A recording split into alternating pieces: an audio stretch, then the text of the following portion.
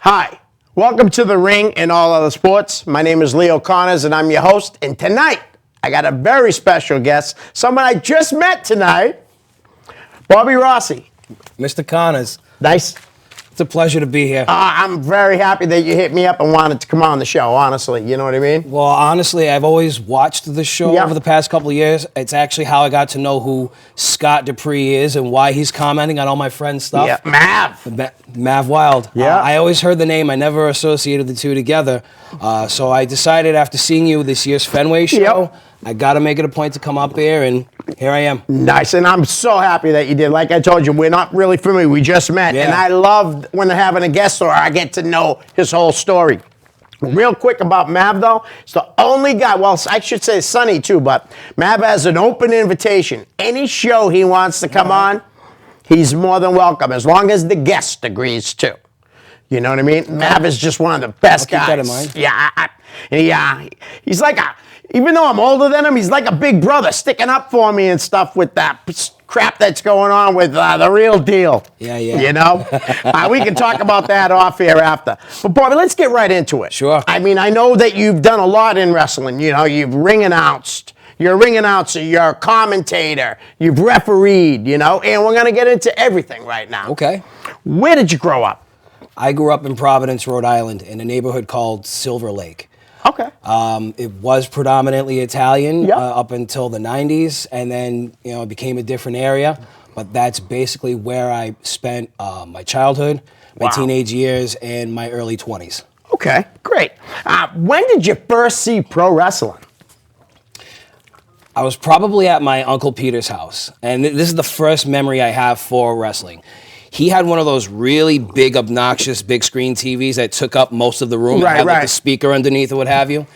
And I remember like peering through the adults because we're getting ready to leave, but I heard this crowd going nuts. And it wasn't a ball game, it wasn't a concert. And sure enough, I get through the adults and I see Hulk Hogan for the first time. Wow. I don't know what the show was. I don't Right. know what it's pay-per-view, Saturday night, whatever.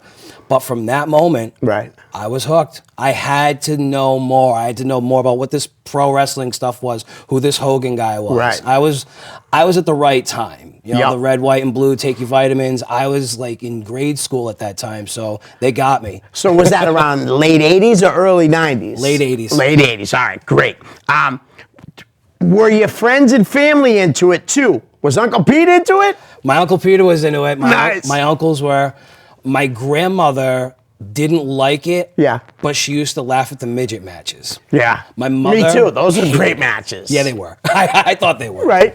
So your mom hates it, my mom hates it too. She hated it because she didn't like what they did in the Attitude Era. Yeah. She was more a fan of like the real poppy cartoon stuff where the hero Okay, always yeah. kind of prevails at the end.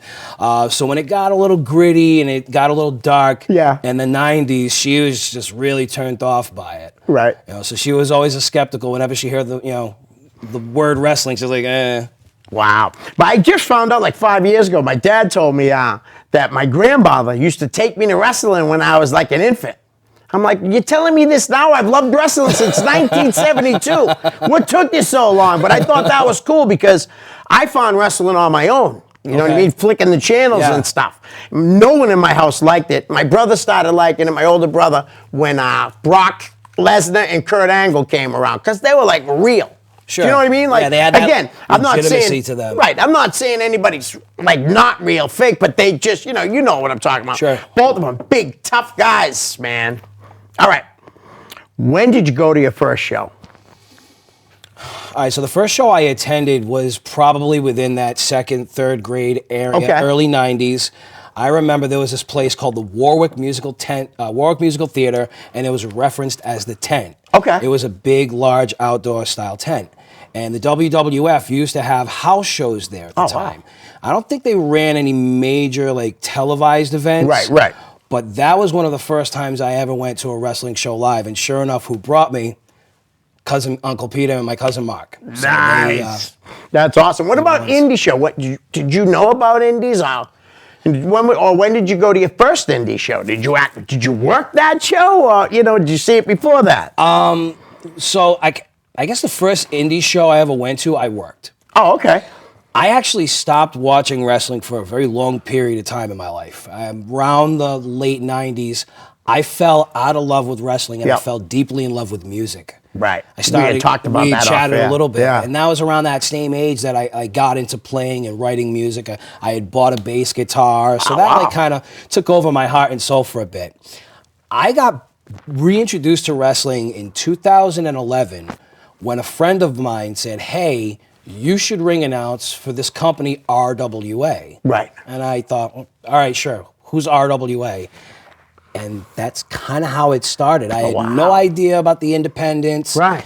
And when I showed up, they were in this dingy building in North Providence, and everyone was running around with the few resources they had to make the best possible show. Right. And I'm watching it all unfold, and I'm thinking, why are they doing this? Like, is this going somewhere? Then I found out they had a public access show, and I found out that they were also doing it at the time. They were raising funds for charity. Oh, wow. So their live events, they would go out to a venue and we would run, and the money would be raised for a cause, and it would be donated. Oh, that's awesome. So when I found that out, I fell in love. I said, wait Right. a minute, I could learn the inner workings of this wrestling stuff and raise funds for like a Right. decent cause. I'm in. Nice. And I haven't looked back since. So that first show, did you ring? Is that what you did? You ring announce that night? It was like a studio style taping. Okay. And I ring announced, Yep. and I botched my way through it left and right, but I wanted to come back, and Yep. I was given the chance to. Now, who owns IWA? So he wrestled under the name Big Daddy T at XWA, where more Okay. people might be familiar with him. But he's a guy known by T Phoenix. Oh, okay. Is that AJ's father? That's AJ's Okay. father. All right. Cool. So that's I think he's in the name game. okay. Well, Both of them are. T Phoenix is the reason why I'm around. Nice. XWA by far and large, however you say the saying, they're definitely the reason why more people have got to know who I am over the Right. years. But that wouldn't have happened had it not been for T Phoenix. Right. He's given a lot of people, I've heard, chances and stuff, T Phoenix. A ton of people. Nice. I'd like to talk to him someday. Maybe I can get him to come on here. When did you know you wanted to be in the business? So it was after 2011, or did you really think about it when you were little? When I was little, I was obsessed. Yeah. And I was convinced I was going to be a wrestler. Right. At one point, I was running my own backyard shows in my backyard type of deal. So I guess there was always this sense of being involved in one way, shape, or form. Right. And as I got older, I fell less in love with the actual craft of wrestling, and I started to see the entertainment value of it all. Okay. And like the production and what goes into it, and what some of the inner workings behind the curtain. And what really put me onto that was my time in live music. Right. You got to go out. You got to get a venue. Yes. You're rehearsing a set. Yep. You're working with maybe other acts to fill this venue. Now you're selling tickets. And there are a lot of parallels between that and running a wrestling show. Right. Different style, different fashion, but a lot of the same ideals on the back end of it. Right. I noticed a lot of wrestlers have taken up music also.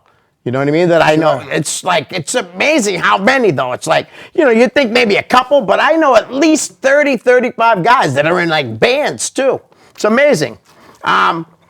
So your friend, I was going to ask this question, how did you get yourself booked? But you just said your friend helped you out. It was a mutual friend that, Okay. like, even though I didn't watch wrestling on TV for all those years, Right. kind of like how you could talk baseball during the off season about what's going on, who's making what kind of moves. Yes. Those were the kind of convos I was having with friends of mine because they all still watched and they knew that I was still savvy to the some of the inner workings.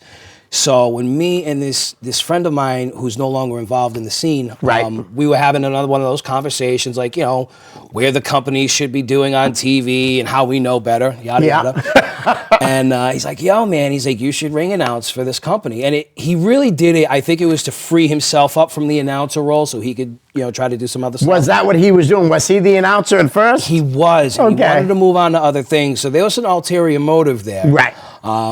But I'm glad he did. Yeah. Because it opened up the gates for me to figure out just what I'm going to do in this weird world. Nice. Well, you have a great reputation, too. Just want to let you know. So, like some people that I know, I told them that you were coming on and I had never met you, and they all said you're a great guy. Well, So, I appreciate that. That warms my heart. nice. All right. I didn't know this until you told me. You were trained to be a wrestler also. Yes and no. Okay, but I was just wondering, who was the guy that helped you out? So I actually worked with JT Dunn for a while. Yep. He was involved with the RWA during Very the years talented of- guy. Yeah, very much so. Absolutely. Where he was in 2012 and 2013 and where he is now within his craft work, light years beyond. But even then, he was, when he was a part of the RWA, he wanted to help people get better. Right. So he was actually hosting a class. There was him and there was this other guy, JP Hansen, who was around. So between the two of those instructors, I was actually in the original Chop Shop in Providence at least 2 to 3 times a week Oh, nice. for well over a year. Okay. And the whole reason why I even did it, Leo, I wanted to learn more about what we all do. Right. I wanted to keep my body safe. I wanted to lose weight. Yep. But I really wanted to entice more of the people within our own camp to train. Right. So RWA always kind of had this stigma about itself that it's an outlaw mud show, it's a yardie show, and that is definitely how it started. Right. But after a while, when training started to become more of an available resource, especially in this area, the pressure to go ahead and do it, came on pretty thick. Right. And some folks just didn't want to get out of their way. So I started training. And in the midst of it, I fell deeper in love with the stuff. So I found different ways to apply it within, commentary, within being in the ring as a referee. And don't you know, eventually more people within our camp were like, well, hell, if Rossi's going to do it, why can't I? Right. And it worked. Nice. That's awesome. All right, we're going to jump into the fan questions because, as you probably saw on Facebook, we got a lot. Yeah, we did. Which is awesome. Some good ones, too. Oh, yeah. First question is from Jake Olette. How hard is it to be that good looking? Seriously, though, who do you try to emulate on the microphone? That's a great question. There's quite a few folks that I've pulled from. Okay. All right, and I don't necessarily try to copy anyone, but I love the tone that Joe Tessitore and Joe Buck have. Oh, wow. Now, some people aren't really big Joe Buck fans. Yeah, I'm because of not, his opinion. but he's good at what he does. I think his delivery is great. Yeah. His microphone work, his attack, it's solid. His sports analyst, work, that's not what I'm pulling from. Right. And to kind of follow up with that, I would say Mean Gene.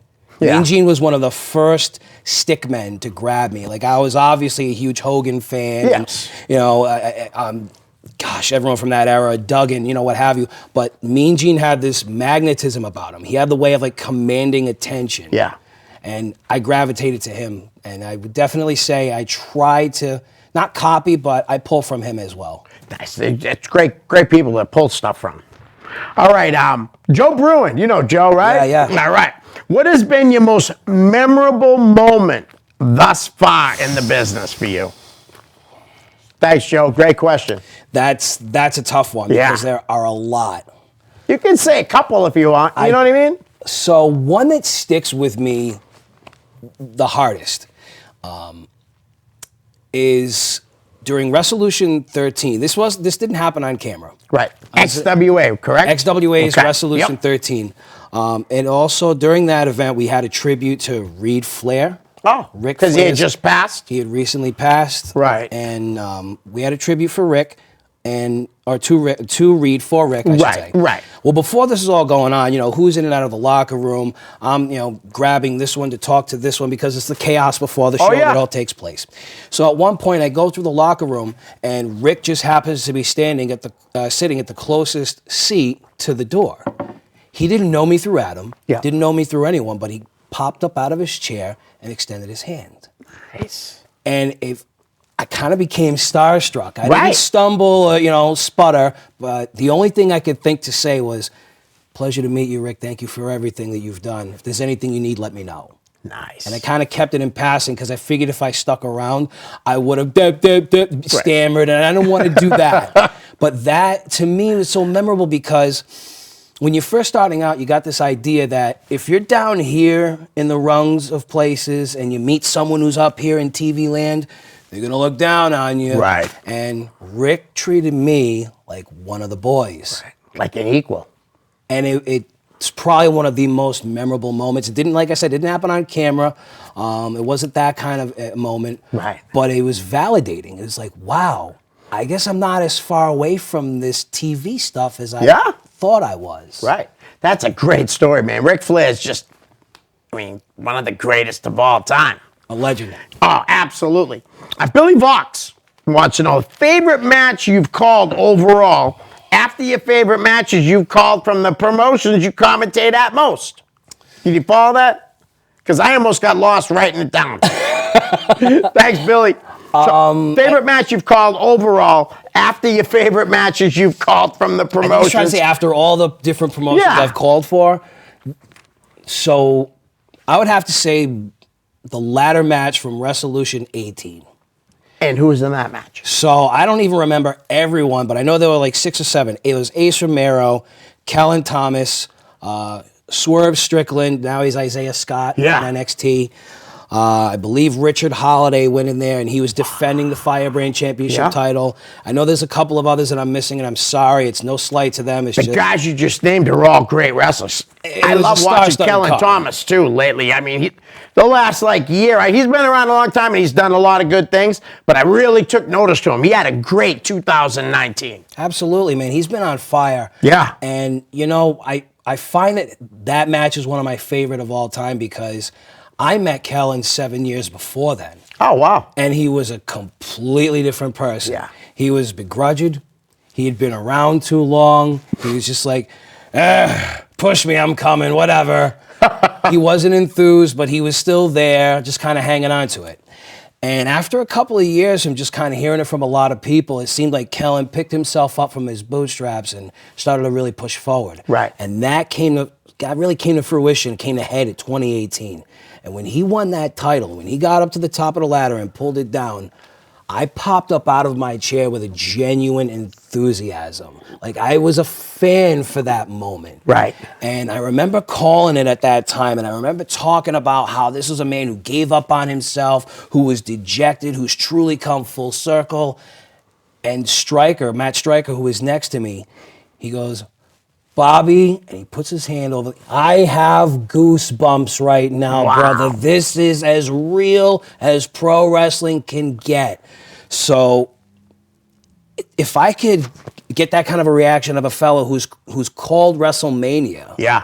then maybe there really is something here. Then maybe this is really is special. We're not just fantasizing. Right. So it was another one of those validating moments, and that's something that I'm always going to carry with me because that match was, not only was the match something else, but the way it finished out at the end, boy.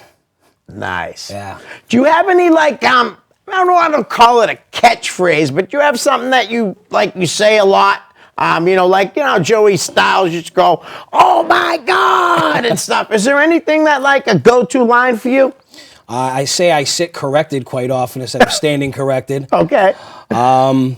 That's different. Jesus Louises. Yep. I think that's one of my Rossiisms. I've got a couple others. Yeah. They're evading me at the moment. We'll talk about it afterwards. Sure. But that's cool. I figured it wasn't even a question I was going to ask. It just came to me. All right, Maverick Wild, your glasses are stupid. He's not wrong. Why are your glasses so stupid, Mav? I'm going to blame the owner. They're actually Okay. smarter when I first bought them, but after owning them for a couple of years, they've gotten pretty dumb. All right. He's got a real question in there, so I'm just going to flip. I'll get everybody's questions, but I want to, Mav, who is your greatest influence? Well, you kind of just named them a minute ago, right? Well, that's a couple of them, but Okay. I'd say my greatest one's JR. Right. JR is the biggest one, hands down. He had a way of, during a time when everything was blown open, you got to Yep. figure dirt sheets were online. Right. So people were getting spoilers and results. There were a lot of tugs at the curtain being made on camera. That was a part of the content of the show. Right. JR's commentary had a way of not giving that stuff away. He had a way of portraying it like this was still a sporting event that just went completely off the rails. And that's really what I try to do. I'm not trying to come up with his sayings. I'm not trying to be Southern. Yep. But there was such an intensity with his commentary that for a split second you thought, oh, is this really happening? Yeah. Are they going off script? What's really going on? Yep. Like I think of that moment when Pillman broke into Austin's house. Oh, yeah, yeah. Did Austin pull a gun on him, or was it the other way around? I can't remember. I think they were breaking into Austin's. No, Austin was the one doing the breaking in. Okay. I don't remember. Right. But I remember. So Pillman had the gun. I think it was Pillman. Yeah, I'm pretty sure it was. JR was losing his top. Right. And there was just such a fear in his voice that he conveyed that might have actually been really going on. So when the camera cut to nothing, you were just left on the edge of your seat. Right. Now that's thrilling. Yeah. That's, I think, what we all try to do at some point or another, whether you're in the ring, performing as a wrestler, whether you're on the outs calling it. Yep. That's what we're all trying to steer up that energy in the room. Right. And give people that thrill. Nice. All right, next up, Dave Fournier. What announcers inspired you to become an announcer? There's a couple right there, but the Yeah. Buffer brothers are definitely some Right. inspiration right there. Both Michael and Bruce. They're awesome. They're the best. Yeah. I really think they're great. Right. Michael Buffer, man, all the boxing matches, you know what I mean? And his brother doing the MMA. Yeah. And they're phenomenal. And they've got that intensity. Yes, got they that fire about definitely them. do. All right. Dave's got a couple more. Also, if you could work for any promotion that you don't work for currently, which ones would you want to work for? There's quite a few. Right. I would love to work for Evolve. Right. I would love to work for AAW Pro out in the Midwest. Yep. I'd love to work for Championship Wrestling of Hollywood, NWA. I would like to work amongst the top tier. Nice. I'm not so sure I've got a top tier look, but I know I've called some top tier matches. Right. I know put in that situation, I could bring the fire. Nice. I was thinking too, like, chaotic. I mean, they have announcers and stuff, but I mean, That's why I didn't name them. Right, and right. And it's not to slight them. Actually, of course not. Let's go regional. Let's go local. They have guys in house. I Yes. wouldn't want to step on their toes, but I'd love to do a one-off at Chaotic to say I Right. did. A one-off at Limitless. Yeah. I'd love to even help. I'd like to be a part of TRP. They don't even have a commentary team, from what I understand. Oh, wow. And I'm a big fan of their product. I do They like are what they put awesome. out of their lockup school. I think Cesar Leao. I think who's another one that wrestles for them? Channing Thomas. Yep. I think Brett, we got Brett. yeah, Brett Goslin. Brett's come up quite a Donovan bit Piper since. is what I call it. I'll tell you afterwards why. But I like the fact that they've got that ground game. They've all got a sound foundation in grappling Yeah. out of that school, and I'd love to call for them. Nice. I love Channing's style too. It's not like a style around here. It's more European and stuff, And the kid's got a lot of talent. He's got the size, got the look. Got the I frame. expect big. I don't think he'll be around here after at least 2021. He still probably has a little more time to keep, I could see wrestling. him taking off. I could see He's, Bacon taking off too. Yeah, oh, yeah, absolutely. All right, Dave's last question. Lastly, who is your favorite wrestler of all time? Nice questions, Dave.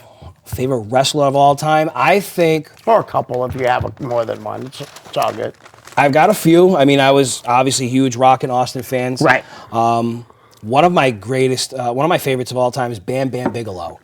He was one of the first bad guys I liked as a Yeah. kid. So as a kid, you kind of gravitate towards the good guys more often. So than not. talented. But I loved him. He was Yeah. a big guy who could move. Right. He was convincing. He was thrilling to watch. Taz is another one of my favorites. Yep. Kurt Angle, in my opinion, I think Kurt Angle's the greatest of all time. Yeah, he's definitely right there, with, I'd say, Shawn Michaels. You know what I mean? Sure. But yeah. That top.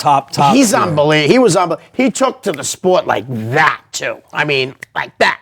For a guy who has like such a rooting in the traditional stuff, and to make that transition into show business and Right. sports entertainment, that in and of itself is impressive. And to be as on top of everything Yeah. as he was, can't deny it. I wish he never would have left and went to TNA. Could you imagine all the matches that we would have saw and all the championships he would have won? Sure. If he stayed in the WWE. Big Kurt Angle fan. Now, I hope I pronounced this. Actually, no, I'm sorry. Shooter, Scott Anthony wants to know. Rossi has always been down to earth, genuine, great guy around me. So with that, I ask, thus far with your time in various independent companies, has there ever been someone who has starstruck you while sharing a locker room? You definitely just said one of them, Ric Flair. Yeah. Anyone else? The first time I met Doug, and I couldn't get over just how massive he was. And again, it was one of those moments in passing, but I Right. kind of got starstruck. The first time I met Vader. Oh, wow. Ron White, I would have been chance starstruck for that, too. I had a chance to meet him quite a few years before he had gotten sick. He was actually a big part of helping the XWA relaunch out of its hiatus. Oh, okay. He was he become champion, and this was after maybe about a year and a half to 2 years the XWA had taken off, Right. Because real life happened first. Oh, yeah. You know, so when they decided to come out again and make a run for things, Vader was a huge part of that, and he actually hosted a couple of seminars at RWA's original Chop Shop in Providence. So I got to see this guy operate, and I got to see him share some of his knowledge with folks. And Right. it went from being starstruck to, okay, yeah, these people might have been stars on television, but these are assets. These are people to help continue this tradition. Right. Don't just stand back in awe. Work with them. Right. You know? That's awesome. I'm a huge Vader fan. When he was in that's the one thing that pissed me off. He never won the WWE Championship. I don't And like how they he- should have put that belt on him. His run in WWF was terrible. Yeah. Terrible. And he was, and like I said, so talented. You said it too. I mean, amazing, amazing wrestler. Wrong place, wrong time for him. Yes, I agree. All right, Shooter's got a couple more. Looking back, working with XWA briefly was amazing. He's talking about himself. And knowing you were there the night for Perez versus Atama, is that I say that right? Atama, in the cage, your thoughts on it? All right, so I don't want to correct him because, that would be rude. There was about 2.5 years that I wasn't around at all in wrestling. I was Okay. actually out of state. So Atama and Perez might have faced each other at XWA during that time, but I think the match he's talking about is actually RWA's Legacy 5. Okay. And I remember that match happening, and I remember the build-up into that match. Jose made it a point to find us, the RWA. Right. He had heard about us, heard about the show that happened at Thayer Arena, and he found our little building and he started to work with us. He was one of the few folks that came around from the independent area that was like, hey, let's help build you guys up. Yeah. You have something here. So when he was working with Atama and that match was taking place, there was this another feeling of validation, like, hey, we're doing this. Right. We're getting out of the yard. We're not just playing wrestler. We're putting on real shows. Yep. And I remember the match itself was thrilling, man. It was Nice. something else. Jose was doing stuff that he shouldn't have been doing at his age, Right. of course. But Jose is a great guy. I told you off air how much I respect him. You know what I mean? Just a great guy. And Claudia's his wife. When my youngest daughter used to go to shows, eventually at a certain point, she couldn't come in the men's room anymore. And Claudia would say, because I asked her one time to take her, and she said, whenever you see me at a show, I'll take her to the bathroom for you anytime. It's a great family. The only one I don't know is, I don't know Ricky. That's his name, right? The son? yeah, I've only met him like once or Yeah, twice. to be I don't honest even with you. think I've met him, but I know D. I mean, last time I saw them was at Brian Fury's final match. Okay. And Claudia was like, do you remember D? I'm like, yeah, I remember when she was like that big. You know, like I said, great family. All right, I think this is Shooter's last question, at least on this page. T flipping you on the hood of the car was priceless. So he's talking T Phoenix, right? Yes, okay. yes, yes. Was priceless. Thanks for the memories, Rossi. See you down the road. So how was that? I didn't know it was coming. Right. Oh, really? T kind of shot it on me. He just hooked me around my waist and gave me a deadlift German onto the hood of his car. And that's a clip that keeps circling its way around Facebook Oh, every, you have to every year send or it so. to me now. I want to see it. I do. I'll find it. All right. I'll find it. Someone's going to send it to my messenger before I get home, I can guarantee you. Okay. Davis Wright, who will be on this show in the future. All right.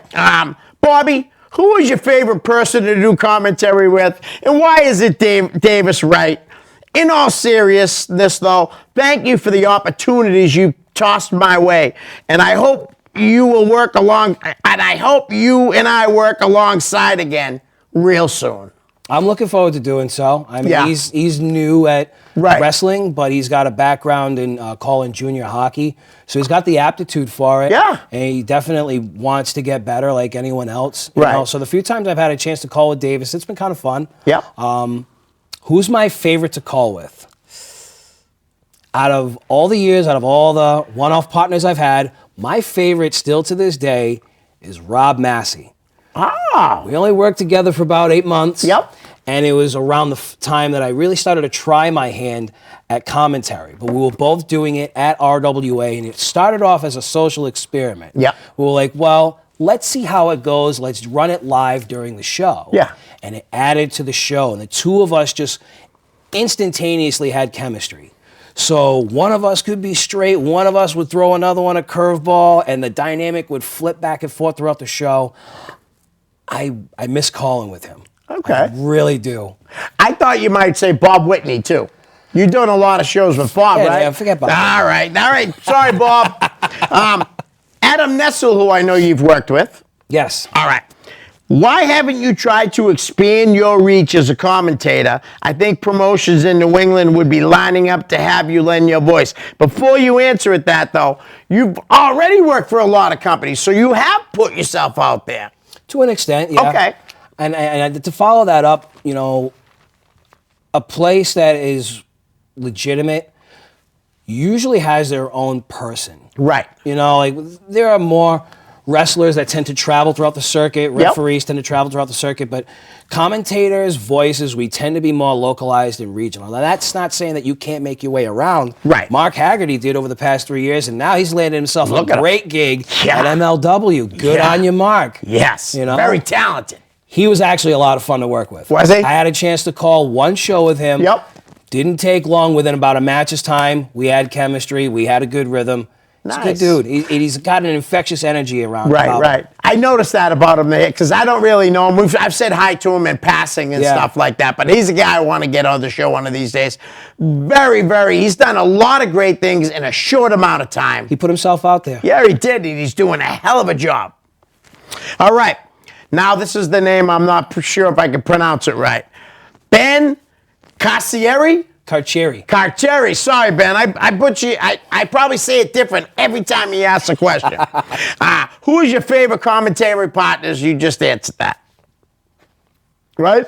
Well, some of my favorites are also Bob Whitney, Yeah. John Roy. I love calling with Palladino, and I definitely miss calling with Matt Stryker. I didn't know you worked with Palladino. What company was that for? That was for XWA. Oh, cool. And we still work together. It's Yeah. just that he's not there as often as he used to be. Right. Yeah, because now on Thursdays he's doing the Beyonds when they run their seasons. Rich is going to be a national act pretty soon. I hope and so. I can't wait to see it like really hammer in. I always say it too. He's the best in the business, not just New England. He's as good as any ring announcer that's out there. Any. I know you agree, right? He had a big hand in helping me learn. You know, so when I showed up at XWA in 2016, that was actually the beginning of my second run with this company. Okay. And when they started Thursday Night Throwdown, it was very new. So I was the commentator, Bob Whitney was the announcer, and that's kind of how it worked for a Right. while. Rich would come in for the premiere events that XWA would still run every 6 to 8 weeks. Okay. So you got the weekly shows, which is more regional, local, Right. student-based, and you get the premiere events where you've got more circuit-based talent on the show. So I was working those shows as well, but I was being carried by Rich. Rich was announcing, Rich was doing play-by-play, Yeah. sports analysis, providing history, and I was just filling in at color. Right. So, like, that first 6 months, man, it was mostly Rich. Right. Like I said, so talented in everything he does. And on top of that, one of the nicest guys Genuinely you'll good. ever meet. Genuinely good. Yeah, absolutely. And I pray that he gets signed because if there's anybody that deserves it in New England, it's Rich. Hands down. All right. Brickhouse Baker, who said now that he's done running House of Bricks, did say he's going to come on here one of these days. Brickhouse, come on, I need you to come in. What made you fall in love with the business in the first place? And then there's a follow-up. What made me fall in love with the business was probably the fact that charity shows happen. Right. So when I got to understand like just what the business level of things are for some companies in the area and how far away we are from the industry, depending Yeah. on which company you're talking about, there are a lot of things about the business that I didn't like. Okay. You know, I think there's a lot of things that happen for the sake of business that aren't really cool. But when you get to raise $1,000 for the Autism Project. Yeah. And you get to raise $1,500+ for the Special Olympics. That's cool. Yeah, it is. When you get to see kids, they light up because of what's happening in front of them. It's real to them for a little bit. Yep. That's cool. That's the kind of stuff that I found myself falling in love with, and that happened over time. Nice. Great answer, though. Brickhouse has another question. What was the first match you called? Do you remember? I had to think about that one. Yep. So technically speaking, the first match I ever called was a dub over. Oh, okay. Jose was working with RWA, Jose Perez. Yep. And Atama was this diamond in the rough. He stood out from the minute he walked into the ring. Oh, wow. He just had that natural aptitude. He had a background in collegiate style wrestling because he wrestled all throughout high school. Right. He still might be Johnston or Lincoln High School's coach for Oh, their wow. wrestling. He might still be. I know he was for a while. Right. So he was chosen to be groomed. And he and Jose and I and this guy, Mike Brissett, we took a ride up to, I think, Haverhill, Mass. Latin American wrestling. It was like a one-off show. I think Demon Ortiz had something to do with the show. Okay. So Jose and Atama wrestle each other. I'm recording it on like a mobile cam. Yep. We take the footage back to T Phoenix's living room, and me and Mike Brissett are calling this because they wanted to have some form of commentary so they could start shopping the video out, Right. getting Atama's name out there. That's technically the first match I ever called. Wow. Nice. Brickhouse, that was a great question. All right. Ed Grunion. You know Ed? Yeah, I know Ed. All right, I said that right? Yeah. All right. If you were to choose a superpower, I like this question too. Would you want invisibility or super strength, and why? Before you answer, I have to just say this. My superpower would be to stop time. So you Okay. can walk in a bank and take as much money as you want. And you know what I mean? Yeah. Seriously. No one's the wiser. Over anything, just stop time. But go ahead. What would yours be?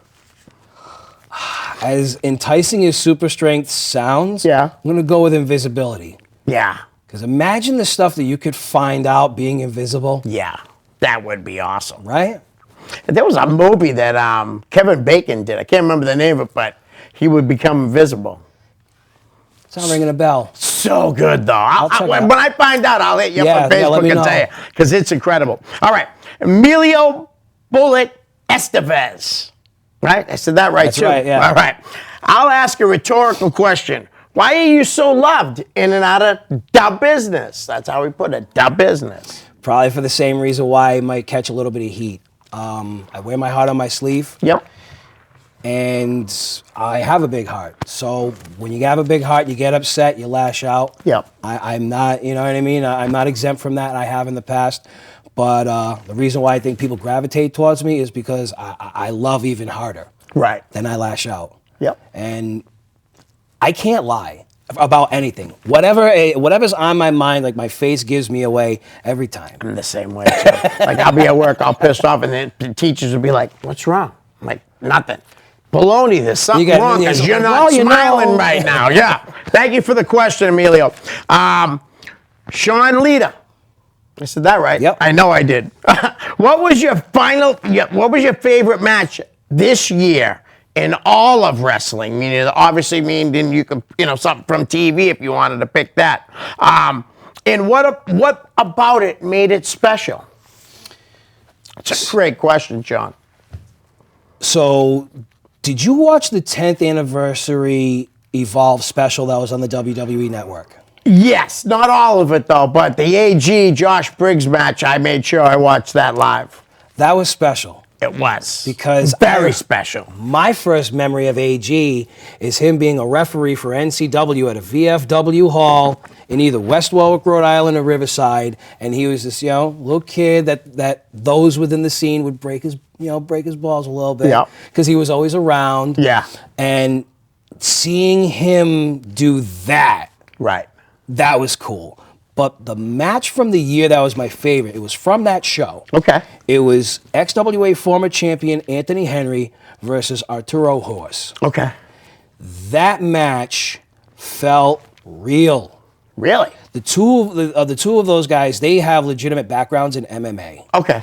And they brought that into their match presentation. So there was a lot of grappling. There was a lot of educated striking. There was a lot of educated blocking.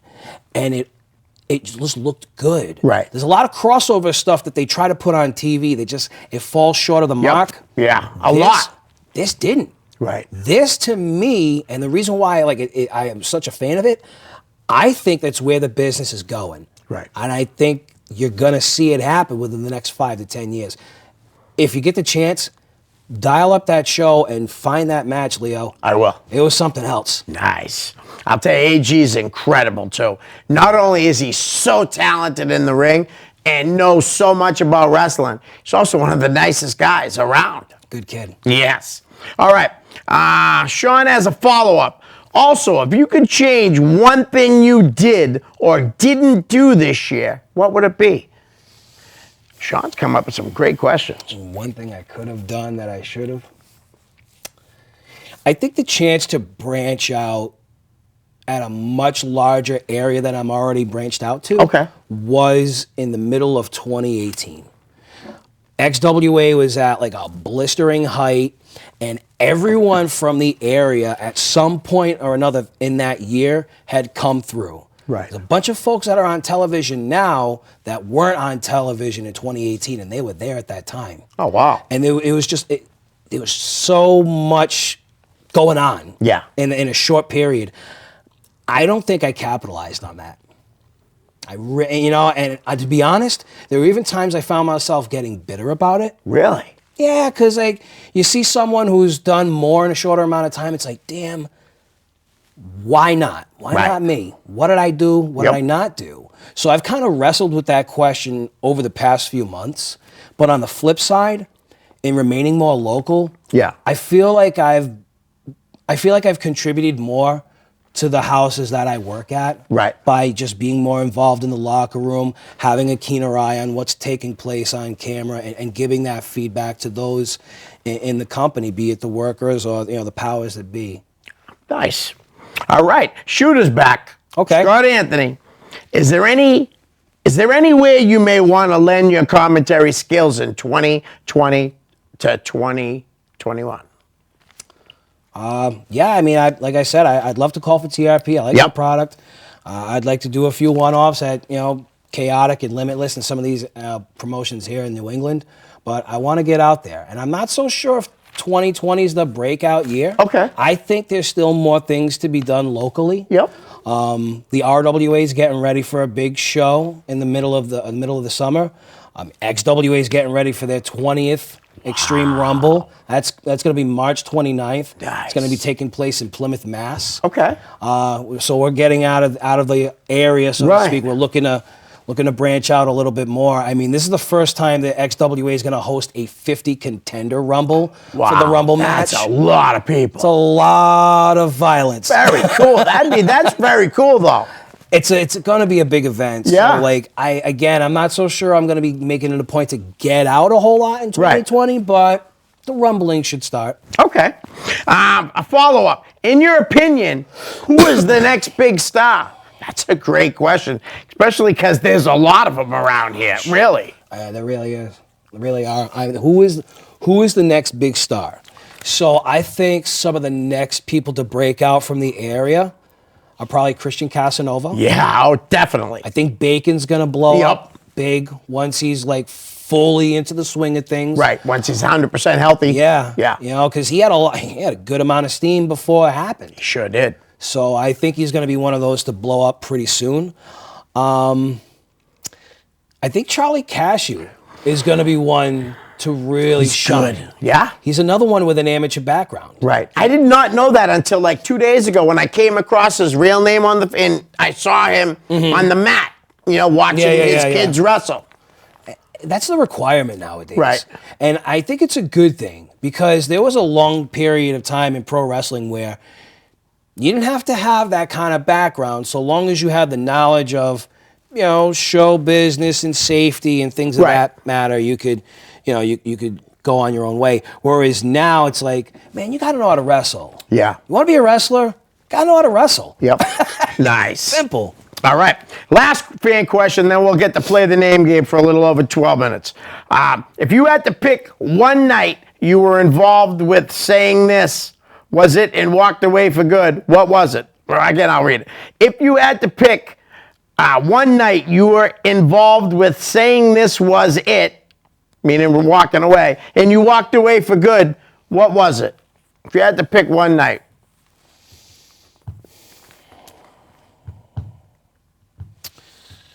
What would be a good night to end That's a- on? That's a wow. Yeah, it's a hard question. That It really is. That's a tough question.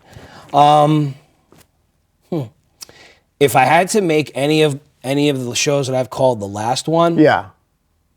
Resolution 18. Okay. Resolution 18, because I think it was a culminating point for a lot of people. Right.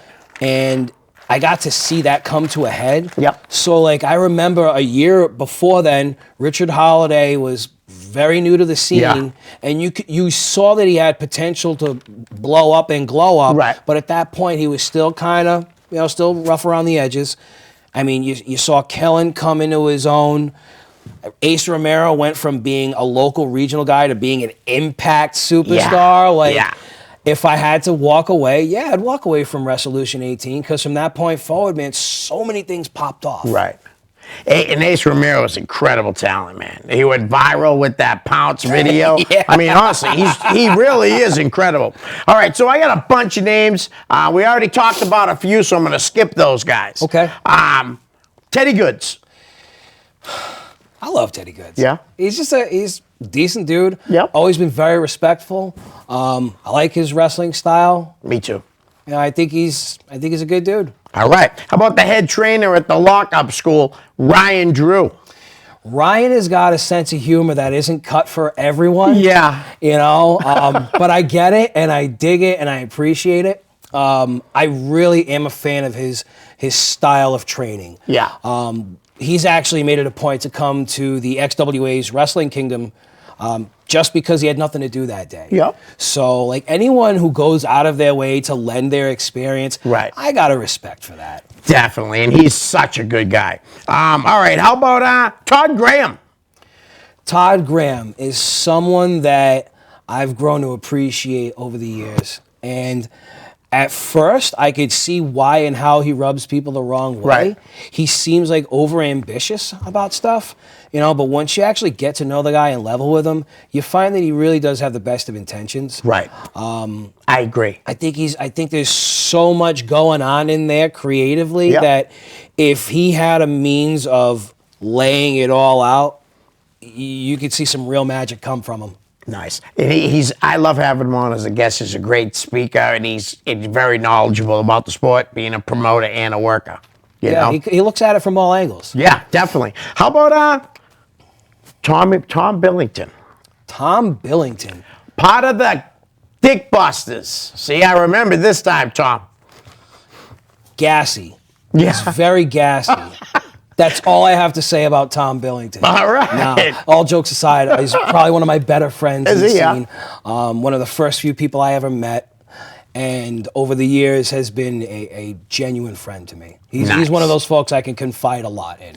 Nice. Next name, this guy had a great 2019. Dick Lane. Dick Lane is probably one of my favorite eccentric character type of Very wrestler. eccentric. He's good though, man. He is good. He's another music head. Yeah. So, that's just one reason alone to like him. Right. But I like that he's taken the comic book super villain and really just made it superimposed. Yeah. I didn't understand how much of a crossover there was between the comic book fandom and within the wrestling community Right. until I got into the independents. So watching him bring that to life, Yeah. I think has been really awesome. I think he also is one of those guys that gets maybe overlooked and undersung a bit, but Right. just got to work harder at it. Nice. Next name, I had her here as a guest, and she was awesome. Delilah Hayden. Delilah Hayden is a sweetheart. Yes, she is. She really is. She's a good kid.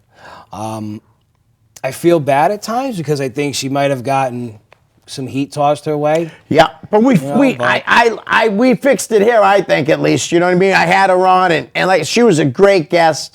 Mav actually came on that, and a lot of her friends thought we were gonna, like shit on her. Yeah, But no. me and Mav are not like that at all. You know what I mean? And I let her know that I may not agree that you're wrestling and not being trained and stuff, but she's a great person. She did say that she's been doing more seminars and stuff like that, because I certainly wouldn't want people not to book her. You know what I mean? Yeah. Like, because of some of the things she said. And she definitely was misconstrued in the that conversation that went online. I think Delilah Hayden's awesome. I think she's a good kid, but I also think she's got to figure out exactly what she wants out of wrestling. Right. Because for the same reason that RWA kind of caught heat Yep. for a few years, there was the want to do the stuff. There was that desire to put it out there. But if you're going to take it to that next level, if you're going to take it past your yard or Right. past the building that you and your friends hang out at, Yep. because that's where RWA was for a while, if you're going to take it to beyond that point, you got to spruce up your own skill set. You got to take Absolutely. safety into consideration. And if you're going to ask people to pay money to watch you, you need some training. Absolutely. I agree 100%. I got another woman on the list, Isana. Isana, I've watched her develop over the years. Like, she started off as a photographer and a fan. Oh, I didn't know that. That's how she broke Okay. in. So she started with us, some outlaw mud kids at RWA. Right. And She's talented. She started from outside the ring, and like a lot of us folks, we watch our friends get in there. It's like, oh man, I want to get in there too. Yeah. And she, her love for wrestling is it's unparalleled, because you don't make it a point to transform your entire body over the matter of like 2 to 3 years, Right. and then compete. And that's what she did. Yeah. And I got a ton of respect for that. Nice. All right, how about Doc Ozone? Doc Ozone. Oh, one of my favorite people in the wrestling business. Doc Ozone, the walking contact high. Oh, yeah. Absolutely. Doc Ozone has never been anything but genuinely warm and fun to be around. Yeah. He's one of the very first people I met outside of the RWA nest. Oh, really? So NCW is the first show I ever announced outside of the Right. outside of the realm. And Doc from day one was just like, bring it here, brother. And he's just cool. I love Doc to pieces. Yeah, I man. can't say enough good about him. Big heart, too. Like, we had talked about other people having a big heart, Great guy. How about CJ Cruz? You know CJ at all? Yeah. Okay. All right, so I'm not really tight with him. Yep. I've only seen him at like a handful of shows, worked with him once or twice. I think it's like a junior Bacon. Yeah. Bacon Hollister, you know what I mean? He's Yeah. got that same build about him. I don't know if he's got the same ground game. Right. But man, is that kid going to be something else in a couple of Yeah, years? I think so, too. And a kid that he's been wrestling a lot lately, who I'm a big fan of also, the Prize, Alec Price. He's something else. Yeah. He is something else. I first met him maybe about 2.5 years ago. Yep. And he was at a place called Showcase Pro. They're based out of I like know. Woonsocket, Yeah. Rhode Is Island. that Don Vega? Yeah. Okay, yeah, that's what I thought so. Don recently retired. Yes. But that was his house for quite a while. And I remember hearing about the kid's name, like Alex Price. And then I saw him, I was like, oh, this skinny kid. Yeah. Yep. And then I saw him jump in the ring, and I was like, well, wait a minute. Yes. This skinny little kid's got something. And then I found does. out that he was like only maybe 19 at the time. At the time, because he's only 21, I think, right now. Yeah. Sky's the limit for him. Yeah, I tell him that, too, because the kid's, and he's such a good kid, too. Yeah. He really is, Decent dude. Yeah, definitely. All right, how about Rob Tuttle? I know I'm just throwing random names, but it's fun that way. Rob Tuttle's Tuttle. another one of the first people I ever met outside of the net. Yeah. He was actually one of the first people to give me tips on how to referee. Okay. Yeah. He's been doing it a long time. He has. Nice. And he's a good dude. How about the Middlesex Express? Oh, those chuds.